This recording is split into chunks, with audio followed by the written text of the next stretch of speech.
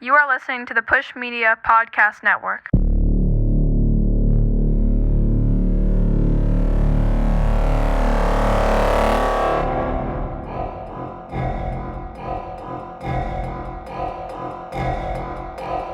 This is good shit.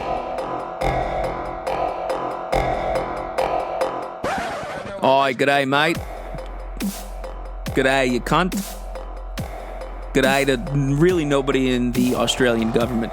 It is certainly not a g'day for you. It might be a g'day for Russell Crowe, who's a national treasure, I'm sure, to the good people down under. But not a g'day to Nicole Kidman or her family, who I'm pretty sure secretly owns Australia. Now, don't fact check me on that unless you want to ruin the joke, but I'm pretty sure Nicole Kidman's family secretly owns the floating volcano island we call Australia, which is / a continent, maybe. Who knows? I bring up Australia, I bring up the land down under because there's something funky down under, and I'm not talking about your mother. What's happened in Australia over the last couple weeks is something that should concern everybody for a host of reasons.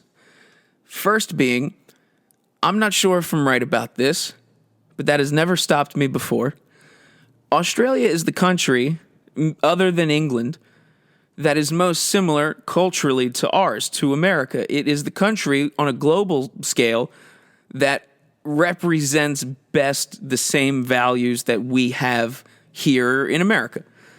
Or at least this is how it was explained to me in, middle school when a teacher had to introduce the concept of Australia existing to me. Explain that there was a country that was shockingly similar to ours in both history and the amount of time colonized and the people slaughtered in order to colonize it. And they celebrate Christmas when it's hot out because the weather is upside down there, which is a tough sell, right? Everything I just said, if you were anyone with common sense or had never taken a geography class, would think, boy, that's a tough sell. Tell me more. Do you have any other places? Maybe break down Terabithia for me. You mean to tell me there's a place where they celebrate Christmas on the beach when it's hot outside with a bunch of furry marsupials and other creepy, crazy-looking animals exclusive to that floating volcano in an ocean who is hard to define exactly what ocean they're sitting in, neighbored by other islands whose names are now familiar to you because they're water bottle brands at your local gas station like Fiji. Or it could be Papua New Guinea, which of course still has practicing cannibals. You mean to tell me there is a place like that that's real? Nice try. Nice try on convincing me Australia's real. And honestly, there is some evidence to suggest Australia is not real. There really is. It exists, or it doesn't. I don't know how to phrase the existence or lack thereof of evidence as proof of something. But Australia, if you want to get down to the nitty-gritty, could just, quite frankly, be a conspiracy of the cartographers. Because there are points in time throughout history where if you were to check maps, I'm talking ancient maps, I'm talking all the way up to Waze right now. If you still use Waze instead of, Apple Maps like a lower-class plebeian, it doesn't exist on Waze. Australia's just not there. Same thing goes for these maps in the 1800s, 1700s, 1901. There are points in time where maps, which were being made, sometimes didn't have Australia on it. So, consider that. Just saying, pointing it out. We got people thinking, birds aren't real. I don't think Australia's real. Okay? You think it's impressive? You think your t-shirt is going to garner a conversation in public because it says birds aren't real? You think you're a libertine, bro? I can do you one better. I think there's 6 continents. That's right. I don't believe in a whole continent. But unfortunately, it does also exist because the proof of that would be the government losing its mind over there. A government which I thought was pretty simple, or not simple, well, definitely simple, managing and, overlooking simple-ass civilians. But the Australian government, it seems like over the last 2 weeks, they've accepted, corporate LLC Illuminati super PAC dollars because all they're doing is rolling out brand new technologies and apps that the New World Order will use for their 21st century Get Modern initiative.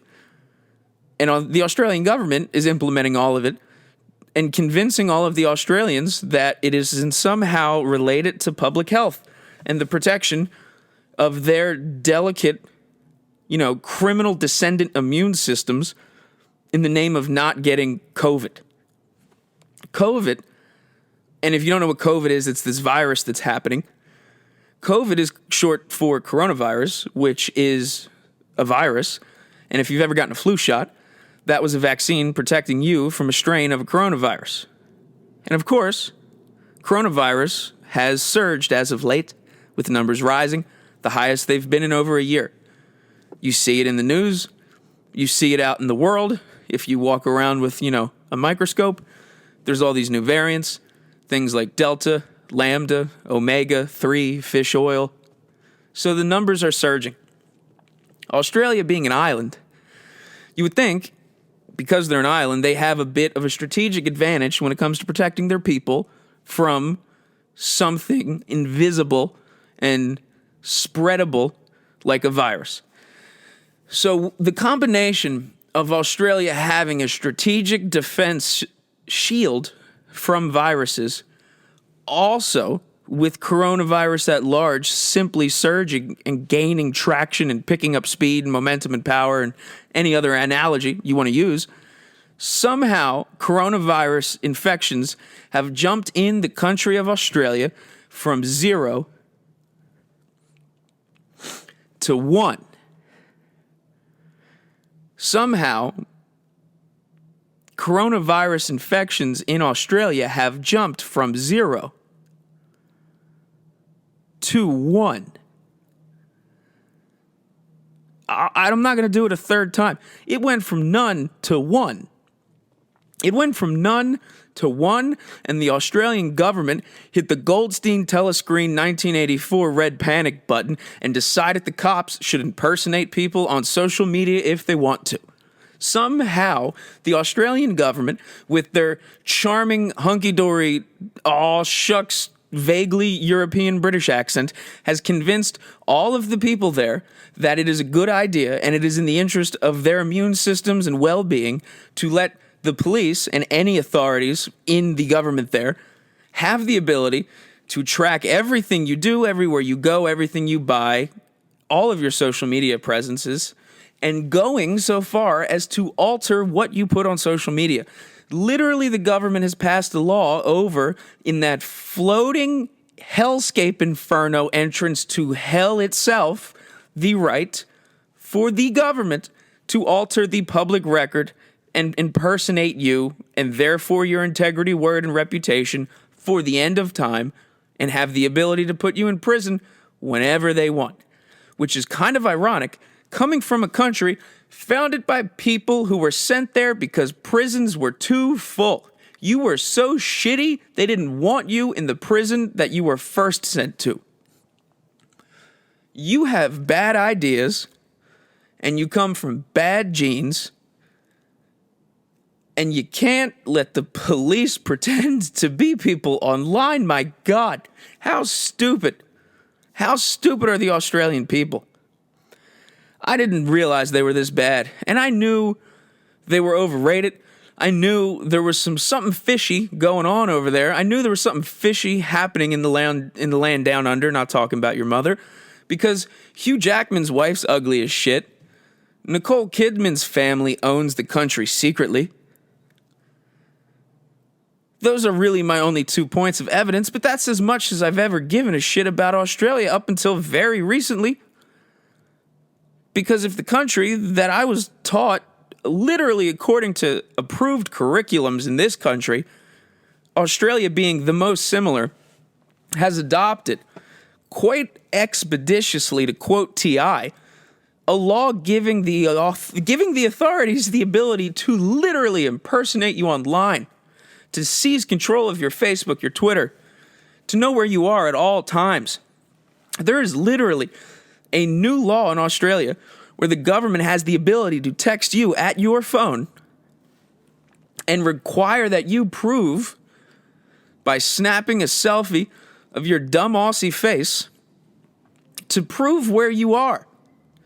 Because they need to make sure you are not risking others a week with COVID or yourself. So because we don't want anyone to get a virus that has been around here forever, we need control of your online identity. I don't see how those two are related, but somehow the Australian people were able to fall for it. Or they don't want to go to work. Or,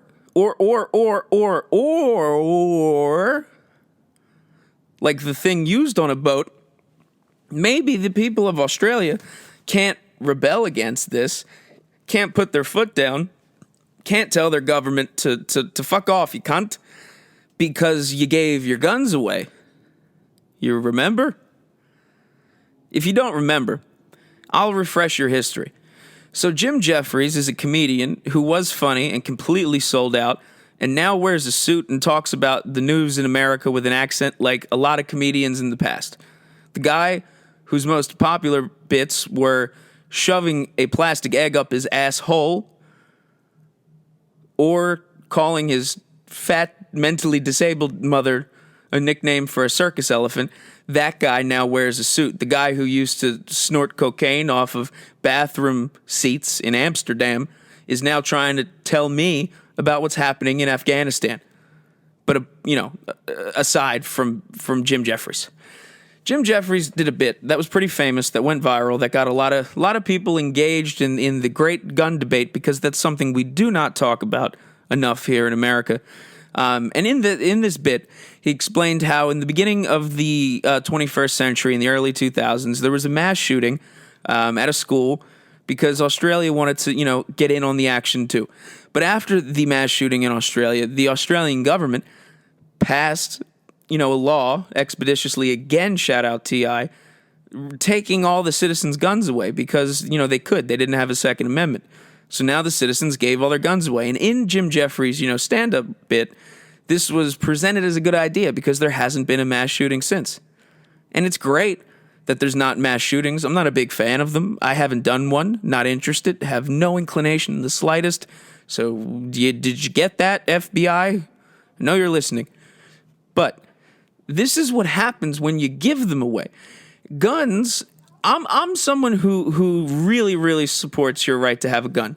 And I'm also someone who really, really hates country music, cowboys, cowboy hats, country music again, pickup trucks, Blue Lives Matter t-shirts, guns in general. I really don't like any of the culture associated with them. I don't. I hate them. They look generally illiterate. They look like they are fast, shiny. They look like, guys who are like into cars and they're just kind of douchey, or like sneakers.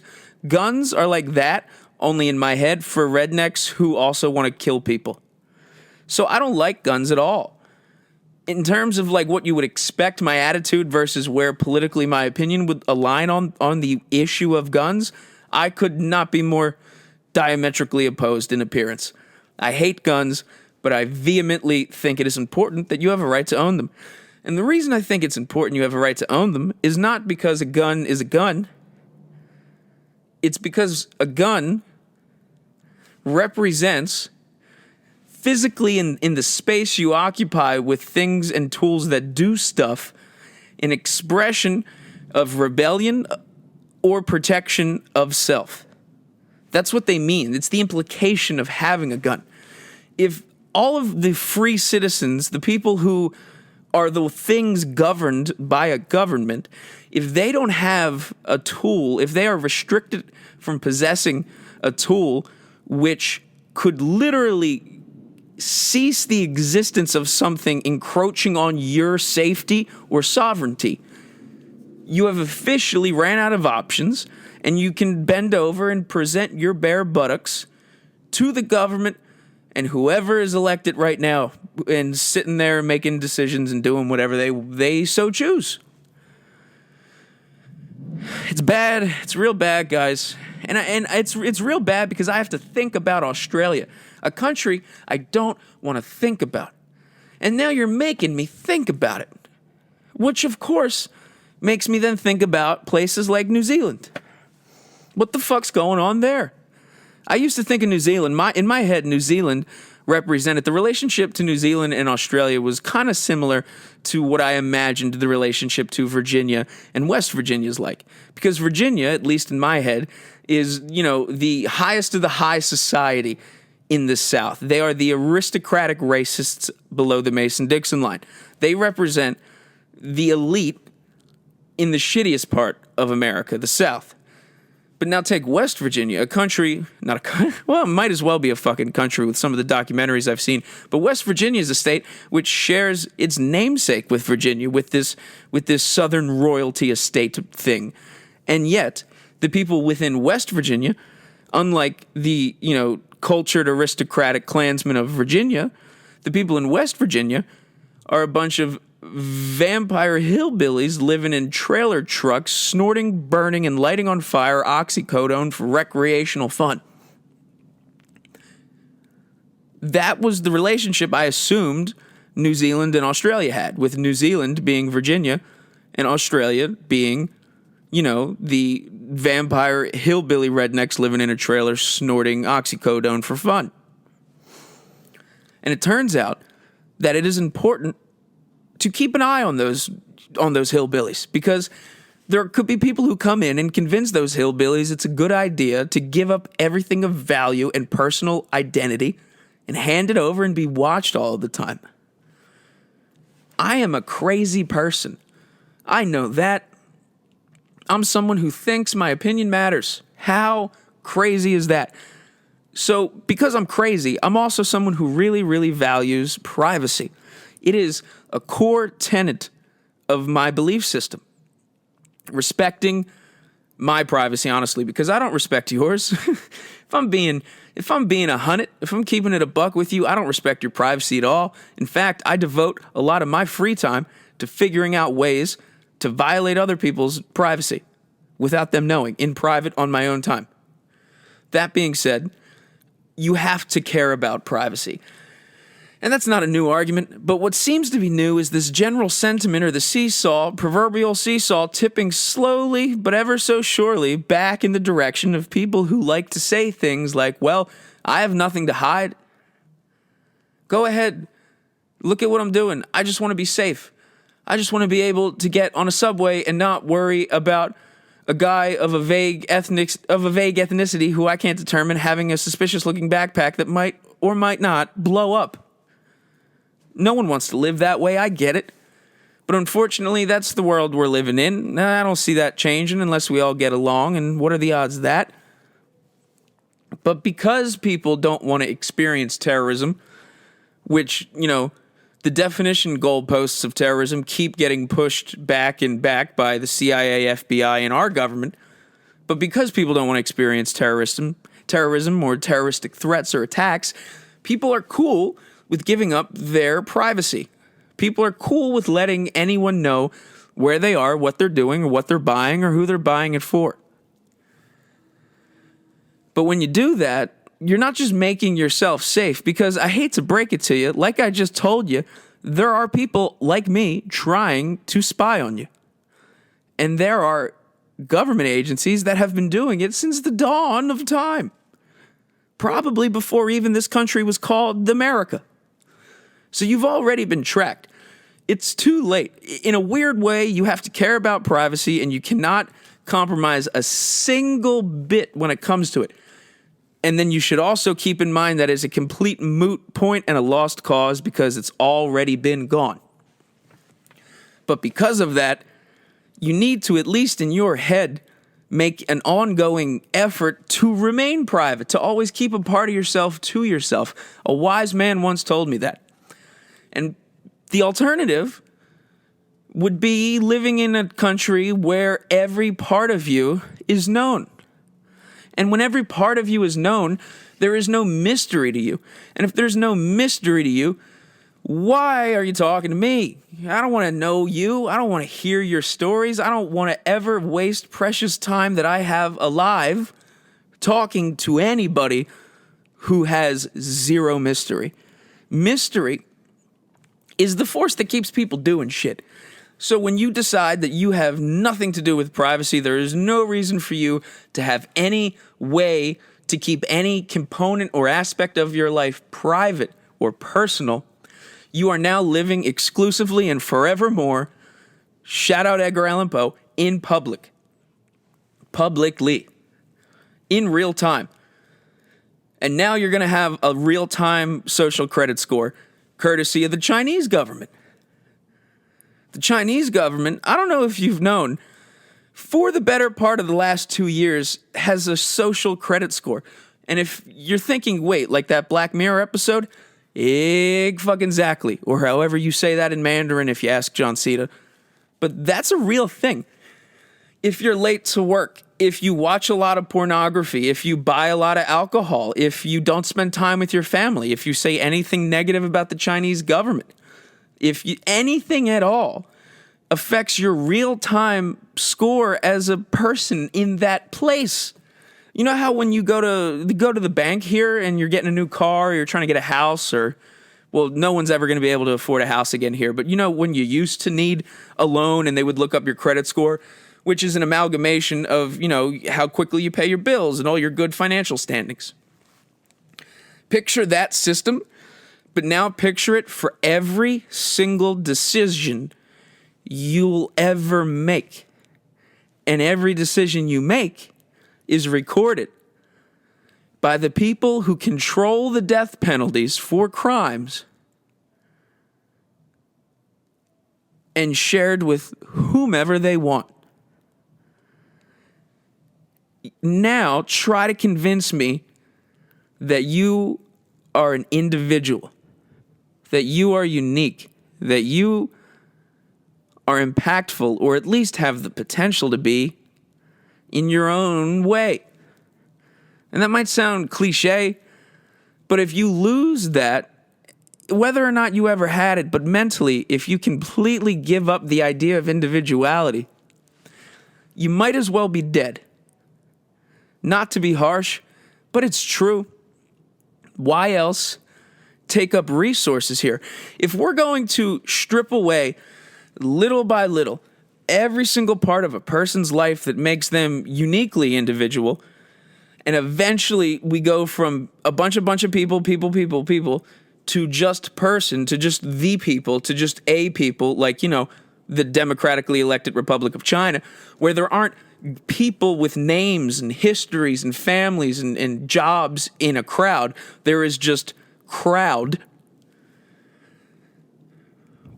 How are we different than a flock of birds, or a school of fish, or a swarm of bats carrying diseases, or locusts? What is up with these weird firefly, ladybug, locust hybrid things, by the way, which apparently are an invasive species from China? I hate these bugs. They scare me, and they also do not look organic. Part of me thinks that these bugs, these locust things, these ladybug killing looking locusts, part of me thinks this is how coronavirus touched down over here in our country. Those bugs that have been freaking you the fuck out as of late, anytime they just fly into your face out of nowhere with the density of a fucking quarter, I'm pretty sure those things were actually the carriers of coronavirus, and that's how China got it over here. Or they're the swarms of locusts that apparently appear after you suffer from an attack of Havana syndrome. Or they're the biblical locusts, which signify an end of times. Not unlike, a social credit score and a tracker in your body. Maintain a part of yourself, keep it private, and only have it for you. When you live publicly, how much are you really even living? Right? Like, isn't that the gripe with celebrity? Not even gripe, I don't know if that's the right word, but that's the tragic dynamic of a celebrity. That's what you see happen when someone like a child actor is living publicly their whole life. There will come a breaking point where they do not know who they are because they were everything to everybody, because at no point was any part of themselves kept to themselves. that there was no fixed anchor to then develop an identity and who they were. And because of that, they've now hit 25, and now they're getting out of expensive cars with no panties on and not getting asked to do the second Herbie Fully Reloaded. The point is, privacy is important. It is important to be able to keep your matters to yourself. And that's generally just good manners in life also. If you don't have anything nice to say, don't say anything at all. And it should also be a rule of thumb, if you don't have to, don't fucking tell anybody. First, no one gives a shit what your problems are, but two, no one needs to know what you're doing. And like I said, people already do. So your privacy's gone. It's lost. The NSA is based in the water under the bridge in Maryland. You've been tracked. Google is a thing. If you have Gmail, if you have a Chromecast, if you've gone on Google, if you don't know what a private tab is in an internet browser, every part of your life has been tracked since computers happened to be turned on. Since the Navy gave the loan to Google to start the internet as we know it, and most people don't know that. So keep up the fight, the idea in your head that things need to remain private, but also know wholeheartedly it is over. You have not been private. But once you hit this inflection point, and I think a lot of people in Australia just did, where you stop even trying to put up a fight against privacy, or you give up the illusion in your head to just completely take that first breath underwater and just drown full of public spying, you're dead. You're done. You're not a person anymore. You are a thing that's ruled. You are a thing that's watched. You're a thing that is controlled. And if you disagree with me, too fucking bad. The police have your Facebook and their Twitter, and they could write and publish any manifesto they want. This is weird. This is strange. This is weirder than a kangaroo. And look at a kangaroo. Google a picture of a kangaroo. Well, actually, don't use Google. Use DuckDuckGo. Fuck you, Google. But look at a kangaroo and tell me that's not ridiculous. Tell me that's normal. A kangaroo is so weird, a giraffe could look at it and say, bruh, we should have been keeping an eye on Australia, and that's partly my bad. I'm trying to do my best. Maybe I should have saw this coming. I read 1984. I know how this works, Oceania or whatever. I know it starts in that part of the part of the globe. I know dystopia starts far away from utopia, and they slowly inch closer and closer to each other until it's just right, and then you're just satisfied with mediocrity for the rest of your life. I personally am not. I'm trying to do some cool shit. I like being interested. Not interesting. Well, I like being interesting, obviously. I am. I hope that's why you're listening. But I like being interested in shit. In just having a desire to expand myself mentally, spiritually, physically, and any dickly, to make my dick bigger. But you can only do that. You can only have a desire to improve yourself if you have a self. You know what I'm saying? And these little concessions of individuality, aka privacy, when they're rolled back by governments, A, they're never going to be given back because coronavirus is never going away because it's always been here. And B, not even related to coronavirus, they're just implementing laws that are crazy. But C, once you make that switch from individual to every part of your life is known by everyone, and therefore you're just another statistic. You're not even another statistic. You are simply a part of some other statistics. You become a component of a statistic. You're not even a statistic yourself. You're gone. You're poof. You're Marty McFly in Back to the Future. You're starting to disappear out of the picture because every record of you's gone. Maybe you're going to fight. Maybe you're going to rebel. Maybe you finally have become informed and you're going to do something about it. You're going to get out the word. You're going to spread the message, and no, you're not. The police are going to type like they're you on Facebook. The police are going to publish a manifesto in which you hate women and secretly dress up like DHL drivers and murder a judge. I don't know if that happened. Salacious of me. Speaking of which, about 2-3 weeks ago, the jail in Manhattan that Epstein was in, where he was murdered, killed himself, that jail just shut down. That jail just closed its doors forever because it has a long history of inadequate management and general overall ineptitude. Despite the reason provided originally for Jeffrey Epstein being able to choke himself to death was because the guards who were supposed to be watching him that night were shopping online for motorcycles. Not anything to do with the long storied history in the most secure jail in Manhattan. Somehow the troubling history has only started as soon as they announced they had to close the entire building off forever and for good. I bet at least someone check up on those 2 prison guards. I hope they're not dead. I hope they didn't have a condo in Miami, if you know what I'm talking about. But I'm sure they did. Boy, if I when I'm done and I look that up, if that's true, I am going to poop myself. Because it seems plausible. And the fact that I could pretty much get the information to that question, I could find out where a guy lived who happened to guard the most high-profile criminal of all time in American history, maybe. I could just find out where he lives probably within 20 minutes. That's crazy, and a sign your privacy is gone. So let's not rush to hand it all over. Let's not rush to hand over not only our privacy, but the ability to represent ourselves online via social media to the people in charge of the death penalty. And I know I sounded like Jerry Seinfeld a little bit at the end of that. What's the deal with Australia?